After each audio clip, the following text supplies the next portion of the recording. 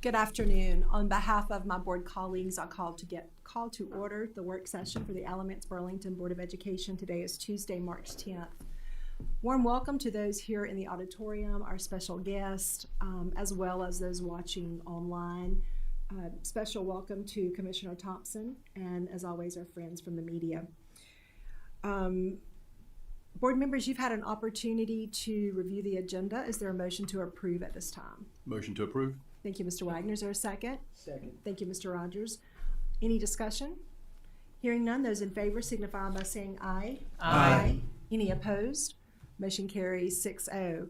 And Dr. Parker will join us in progress. We're so glad you made it. So we will move into, Dr. Fleming, I'll turn the floor over to you to move into the first portion of our agenda. Well, good afternoon, and thank you, Madam Chair. We are going to hear a presentation that I know we have all been waiting for a while. Many of us have heard this presentation a few times now, but we are nearing the conclusion of our rezoning process, and that has been led by our friends at School Camp.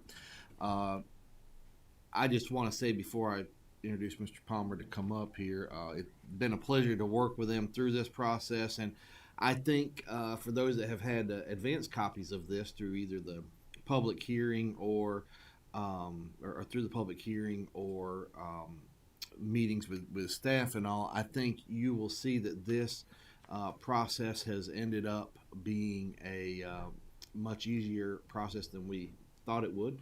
While we know there won't be parents and families 100% happy with the outcome, I do believe that we have reached a really good map and new zones and all, considering and I won't say the conditions that our building in, but the capacity of our buildings as we were reaching that, particularly in the eastern side of the county. So with all that said, I'm going to introduce Mr. Matthew Palmer with School Camp to come forward and to share the outcome.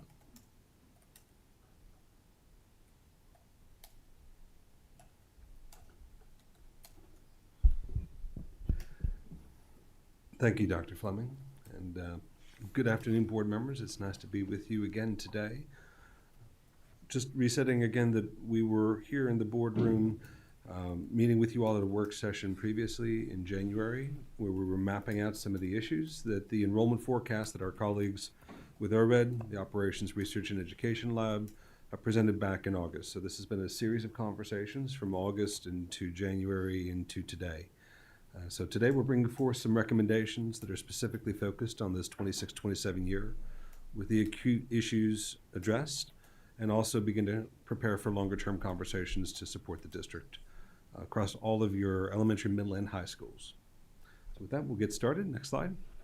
We want to just go through again the project overview, timeline, and goals, how we have integrated and braided in the efforts by you all, members of the community, school leadership, the administration, bringing together community engagement from across Alamance Burlington, again, revisiting the school capacities, where we are today, what the implications of that mean for your enrollment, and long-term what school boundaries might be possible to address the immediacy of overcrowding at several schools. Next slide.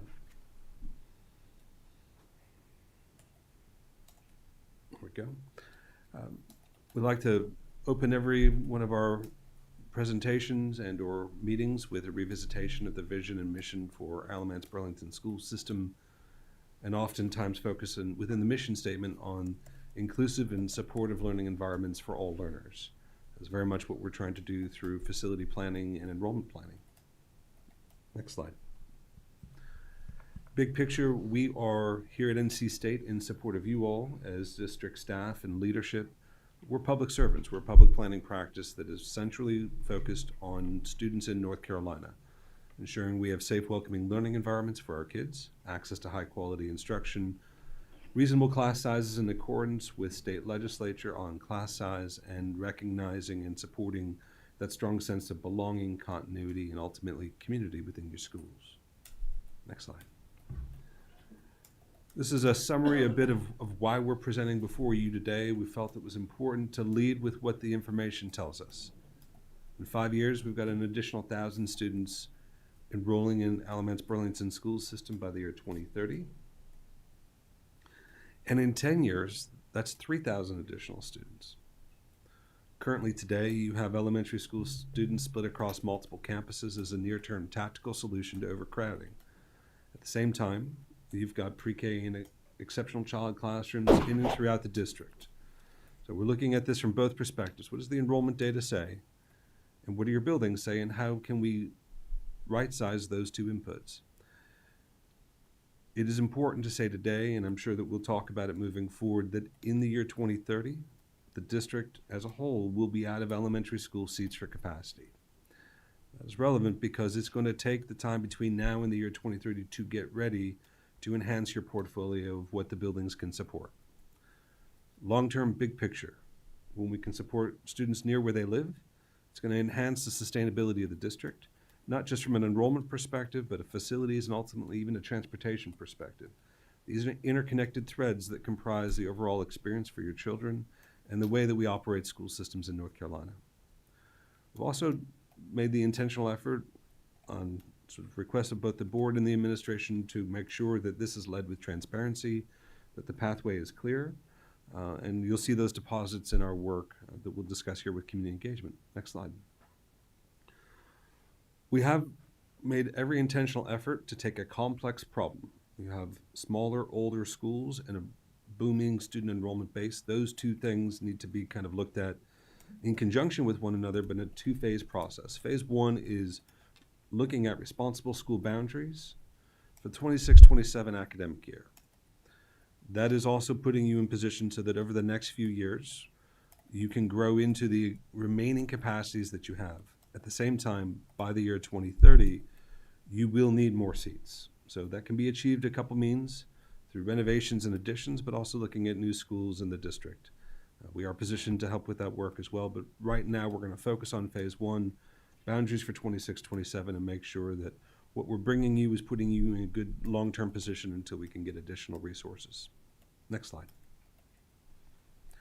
This just reviews the steps on the journey between where the project started and where we are today. The enrollment forecast was shared in August of 2025 by our colleagues with ORED. The facility conditions assessment was conducted by BASECA, and that's been braided into this work. We've reviewed and built up the classroom database and school capacities in accordance with the academic program for Alamance Burlington, and brought in both board and community engagement into the issues, priorities, and values. The scenarios we're bringing you today are reflective of the shared goals of trying to make sure you have students in school buildings for the next few years as we work to enhance the fleet of your overall district portfolio. Next slide. This is just a summary of some of the scenarios that we've looked at, scenarios 1 and 2. Again, the impacted students are the main delta between scenarios 1 and 2.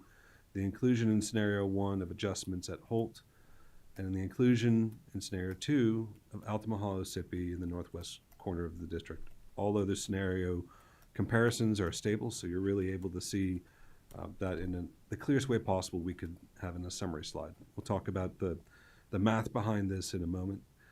Next slide. At the secondary level, we have not made any recommendations for high school or specialty school adjustments, but we have looked at the middle school levels and recognizing that currently today, Southern Alamance is severely overcrowded. That's forcing a lot of the academic programs into mobile classrooms, temporary solutions, trying to right-size the campus for Southern Alamance for the long term as well. Next slide. So across the arc of this project, over the last 3 months, we've done a lot of work with you all, the board, the administration, school leadership, parents, students, community members. I think we even had one that was planning to move to the district but hadn't arrived yet and was just wanting to make sure that they understood everything you have going on, which is a lot. We've had weekly meetings with district staff. We have over 3,000 parents have taken the survey, as well as 1,000 additional write-in responses. The board assessment you've all taken. We've met now with, across 4 meetings, school leadership and school principals to talk about leadership through change, but also what some of the solutions are. We've held community advisory board meetings, 6 in total, with staff, parents, community leaders, making sure we understand not just the data, but how did we get to the data? What is the history that's gotten us here? as well as community listening sessions, 4 of those across Williams and Southeast Alamance High Schools. This is one of the more comprehensive community engagement plans that we've seen a district and board undertake. And what we've heard is the need for transparency and trust building through the process. That yes, the recommendations are important, but the path to get there is equally important as well. So that history and stakeholder identification is reflected in the work.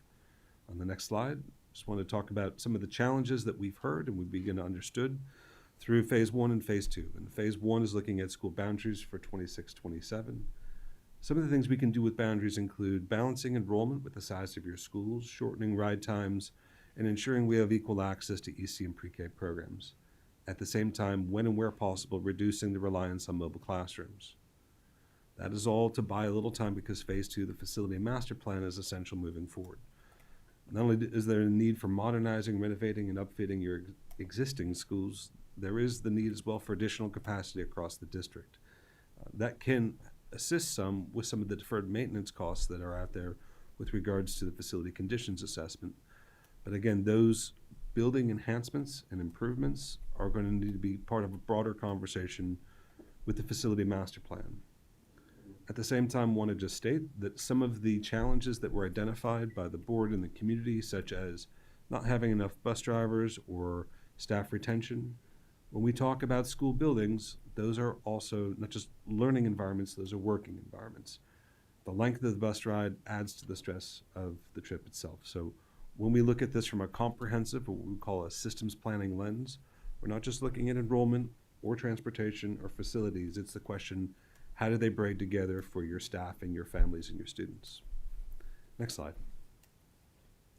Along the line of summarizing what we heard was the opportunity, I use that word opportunity, to build community through finding community solutions, making information accessible, transparent, milestones, timelines, and dates available for everyone in the district to understand. The district has taken all of the resources, the data, and presentations that we've been a part of and hosted those on the district website, including potential maps for multiple scenarios. Through this, we've had a project pathway, those steps one at a time, that the value of laying down the decision-making process and understanding as a board and community, how do we make choice? Ultimately, in addition to those inputs, making sure that whatever action the board decides on for the 26-27 academic year, that a transition team within the administration is already queued up and ready to go with the gears of change should a board make decisions with regards to eligibility or school boundaries for that year. So it isn't just a conversation about what could be doing the work and the hard work in preparation for that. The administration's already taken lead on that as well. Next slide. We tried to take those inputs and boil it down to 3 cornerstone points that we want to lift back for the community priorities. Number 1, balancing student enrollment. Well, number 2, keeping students close to home when possible, shortening ride times. And number 3, reducing reliance on mobiles and protecting and respecting pre-K and EC classrooms, recognizing that those classrooms are particularly sensitive to the classroom environments or learning environments they're in. We've got 2 scenarios to review with you today and a review of the process to get us here as well. Next slide. Within those top challenges, again, I'll name them as opportunity to restore and build on trust in the transparent process, balancing enrollment and capacity, transportation ride times and student safety. Overall, those are, we would call the convergent between the issues that the board has named, the issue administration has named, and the input from your parents, your community, and your school leaders. There's a lot of coherence there saying that these are shared issues across your different stakeholder groups. There are many issues, some of which we can address with school boundaries. Next slide. On the topic of restoring trust and the transparent process, as part of the joy of our team is bringing forth state employees. We are researchers. We are very much a third-party, nonpartisan group to lay out information for you so that you might make decisions in the best interest of your students and your community. That isn't just numbers. That's also the perspective and the information that we've accrued through the survey inputs, meetings publicly, as well as with district staff. On the topic of enrollment and boundary shifts, there's the opportunity to relieve current overcrowding. We're getting us to the year 2030 where more Resources are going to be available for capacity. Until that time, we've used that as the benchmark year, looking ahead for the next few years so that we're not here again next year looking at boundaries for 27, 28, and the next year and the next year. This is intended to buy the board and the administration a little bit of time to get the capacities up within your capital program. Next slide. As we do so within boundaries, there have been opportunities to shorten those ride times, and we're going to lift that up here as we get into the presentation. And then lastly, anytime we have the opportunity to bring students in from mobile classrooms, while also recognizing the importance of classrooms that support children with exceptionalities or EC separate settings, that could be autism or developmental needs, a variety of contexts, as well as pre-kindergarten classrooms, we've identified those placements and respected where they're currently at as well. Once we've layered in the usage of buildings in accordance with pre-kindergarten and EC separate settings, that's reduced the overall capacity for elementary from 11,000 seats down to 10,476. That is right in line with what most districts tend to see is about 5% of classrooms used for a variety of intense academic programs. Again, that is picking up on EC and pre-K, but also some of the other investments in academic program supports for students that need space, whether that's ESL, MTSS, AIG. Those are the type of academic programs we want to ensure have the appropriate places. In addition, your program capacities now reflect HB 90 and class size legislation. So overall, there's a few things that are trying to be achieved within the solutions we're bringing forward. Number one, relieving near-term overcrowding at elementary especially, also at middle school, for the next few years in preparation for phase 2, which is enhancing your facility master plan, the overall capacity of your schools. So balancing out overcrowding at elementary, balancing out overcrowding at Southern Alamance at the middle school level, minimizing the overall number of impacted students, while shortening ride times, removing or reducing your reliance on mobile classrooms, and respecting pre-K and kindergarten classrooms. Next slide, please. On the modeling side within the math, these are the core inputs that we've been looking at, the 5-year benchmark, the updated capacities, arriving ideally at no more than 95% utilization. You'll see in a few instances that we are above that mark. As a district, overall at elementary, you're already over 95% for all schools at elementary. So it is ideal to be around 95%. What we're naming is that's sort of our benchmark. And again, layering in those community priorities that we established earlier. Next slide. When we're looking at boundaries alignment, if we have 3 schools, this is just a simulated exercise, but again, we're looking at what are the capacities and utilizations for schools A, B, and C. You can see in this example, school C has some room over time, over the next 10 years. And how would schools A and B work with school C to balance the water or the overall number of enrolled students by the capacity of the schools? That is the big picture goal here. What is challenging is that schools A, B, and C may not be immediately next to each other. And so in instances like that, as we're going to discuss today, that is more of a district-wide conversation about how schools work together to support all learners. Next slide. We've used that 2030 academic year as the benchmark year for student enrollment. I will draw your eye to particularly Audrey Garrett Elementary and the enrolled number of students with the capacity there. You see that's 1,105 students, 1,105, for a campus that can support 654. It means that in this example with Audrey Garrett, we are 451 students over-enrolled in 5 years. At the bottom, when you see the totals, you can see we go from yellow to orange from the 2029 to 2030 academic year. In doing so, you go from 99% fully utilized to now you have more students in the year 2030 than you have overall capacities for your kindergarten through 5th grade students. So on a couple of levels, that 2030 year is an important benchmark year. It'll take that long to get your capital program up and ready to prepare to increase capacity. At the same time, that is when you have more students than you have overall number of seats. Next slide. At the secondary level, Southern Alamance is currently about 150 students over enrolled. There are additional capacity seats at other middle schools in the district, and we'll look at how we kind of balance the enrollment numbers in accordance with that. Importantly, Southern Alamance is stable over the years ahead, relatively speaking.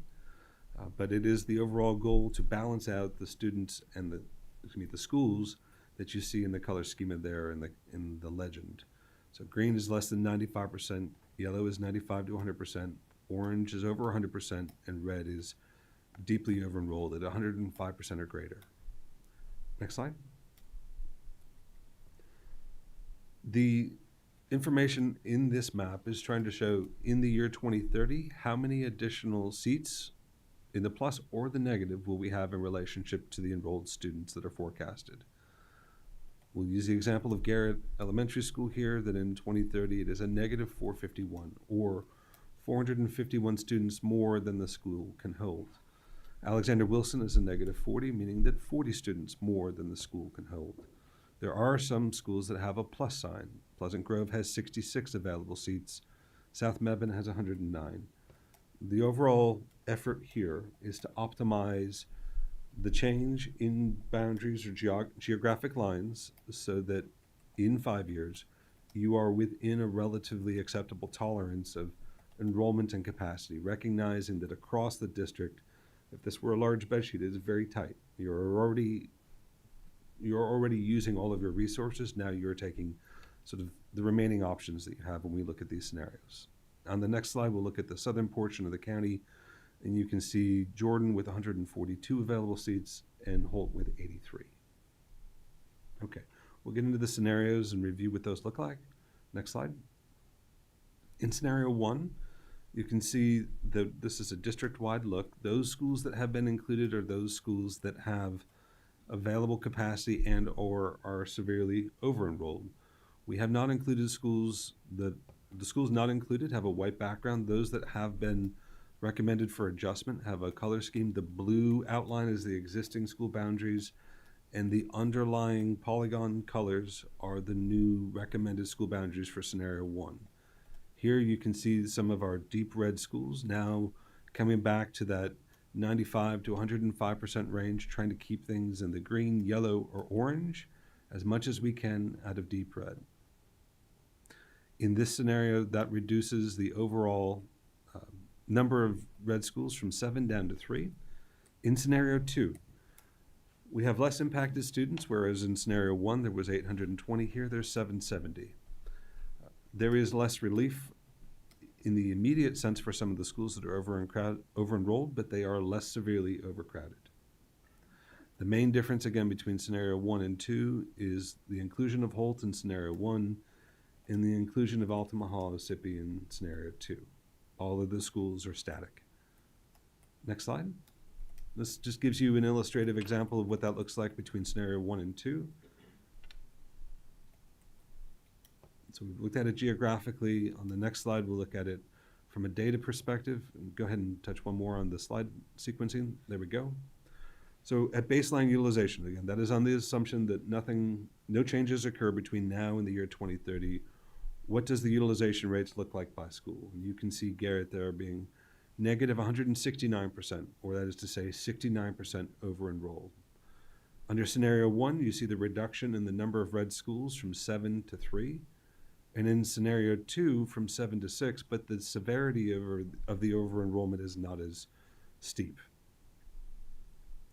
I'm trying to bring that together in a comparison here in the table as well that you can see on the left, existing levels of utilization with the changes for scenario 1 and for scenario 2, just giving you a sense of how much relief we're able to provide over-enrolled schools by the year 2030. Okay, next slide. At the secondary level, just to review again, we have Hawfields, Graham, Broadview, Southern Alamance, Turrentine, Western Alamance, and Woodlawn. There is long-term growth in middle school at every school level.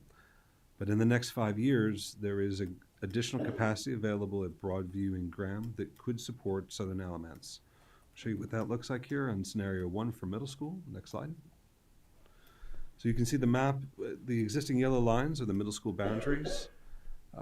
I'll narrate what is occurring in this scenario for middle schools. So Broadview Middle School is supporting portions of the existing Graham boundary, which then frees up capacity for Graham to support Southern Alamance that you see there. sort of the northern portion of the southern Alamance Middle School boundary, which itself is in the municipal footprint of Graham, the town of Graham itself. That's taking southern Alamance from 121% full down to 84% using existing capacity across the district. This is a zoomed in view, and again, all maps that we're referencing are available by school level. On the district website, you can see scenario 1 and 2 for elementary, as well as the secondary maps that can be brought down to the street level as needed for families. Okay. So today we're presenting an overview of the scenarios that we've reviewed with the community, district leadership, and staff. I wanted to lay those out for you to review, answer any questions you may have. And then, as the board may choose, we're in position to support additional efforts as you sort of arrive down the pathway of decision-making in advance for the 26-27 academic year. Next slide. We've tried to summarize this for you as far as the overarching goals and the benefits. We're asking folks to change. What are the benefits that are for students? Said again in summary that in 2030 we'll be out of seats at elementary. Phase 2 will look at that. In the interim, we're trying to buy time by relieving overcrowding at the most severely over-enrolled schools, reducing the reliance on mobile classrooms, protecting and respecting pre-K and EC classrooms as well as those that have specialized instruction, shortening ride times, and limiting the number of impacted students to less than 10% for the district. With that, we've got scenarios before you. Our entire team is here this afternoon, both within school camp and ORED. I'd be happy to answer any questions you may have. Thank you so much, Mr. Palmer. Board members, I'll open the floor up for questions or comments for Mr. Palmer or his team, or Dr. Fleming. Ms. Harvey? I just want to say thank you to you and your team for all the hard work and effort that you put into this. You make it a lot easier for us to, look and make a decision. So thank you so much for thinking of our students, thinking of the families, thinking of the community, and not just basing it off of someone else's needs, but the needs of our students and our community and our families. So thank you so much. Thank you, Ms. Harvey. Mr. Wagner? Yes, thank you. Just want to make sure we go over one of the goals that we have was to ensure that students, when they're being transported from school A to school B, they're not bypassing other schools. We're trying to keep them within their same communities. I know in the past that's been a problem, whereas you may go past school B and C to go into school D. But here I think we really focus on trying to keep kids in the communities they're involved in and not bypass schools. I'm assuming that's correct, sir. I want to make sure that we've all shaken our heads. That's one of the main goals we did have. Yes, sir. One of the things that we received early was feedback from administration that we want to avoid satelliting, where if you have capacity on one side of the county, we're not drawing a bubble that would then transport students across the county. Correct. Thank you, Mr. Wagner. Mr. Rogers? Well, similar to Mrs. Harvey, thank you for you and your team and your work on this whole process and the various meetings. I was able to sit in on the meeting out at Williams and listening to some of the questions that folks had out there. I was just wondering two things. One is from those community advisory meetings is either yourself or maybe Dr. Fleming, if y'all have any idea of what was some of the main, questions or statements that, or feedback that people possibly gave from those community advisory meetings. And then also, as far as the scenario pieces with the actual elementary and the middle school feeder patterns. And that might be more for Dr. Fleming to speak on the feeder patterns up through to the high schools, because I know the high schools are not impacted in this, and that was a question that folks have asked me about. Thank you, Mr. Rogers. Dr. Fleming, you want to respond to that one? So I will say on the feeder patterns, obviously no changes to high school. With middle school, it's only changes to Broadview, Graham, and Southern. But I think where you're going with this is that wherever you live at now, anywhere in the county, you will remain in the high school zone that you were originally in. and then you will be in the middle school you were originally in, except for those 3 schools. And then, of course, with the 11, I believe it is, affected elementary schools, you may have some changes there, and that's why it's important for them to go online and look at the map to see where they're at. We have poured over those maps, and I know that we found one little error that will be fixed, but other than that, they are as presented. And I think it's important too that I state this, because I want our public to know if because I know we've received emails from various parts of the county. The staff recommendation will be scenario 1. That's what we plan on bringing forward to you on the 23rd when we meet in the night meeting. So as of right now, scenario 2 is not being considered at a staff level. And so I know the only main difference there was that would have also affected AO and not Holt. And scenario 1 would not affect AO. So, because I know we've received some emails from those parents. But I wanted to make sure I clarified that. There may have been one more question you had in there, Mr. Rogers, that I missed. Yep, the other question was just what was, I guess, some of the feedback heard from the community advisory committee meetings after I guess the scenarios. Yeah, so Mr. Palmer will probably get a little further into this, but I think one, again, was no long bus rides. Another one that you hear often, and this was just in a handful of schools, but you'd hear about how the cafeteria was crowded. Well, obviously, the more students you put into a school, the more lunches that school has to have, possibly the shorter lunch time, and just the overall number of students in a school. And I think that's why when we consider expanding schools, you have to keep that in mind, that when you add on 10 or 15 classrooms, you have to add on bathrooms, you have to add on to the cafeteria. And a lot of people forget that. They think it's just a matter of adding on the cafeteria, or adding on to, say, a wing of the school. So those are 2 main ones. Obviously, people talked about how they just wanted to stay in their school because their child had relationships established with friends and teachers. We certainly understand that. There's no debating that.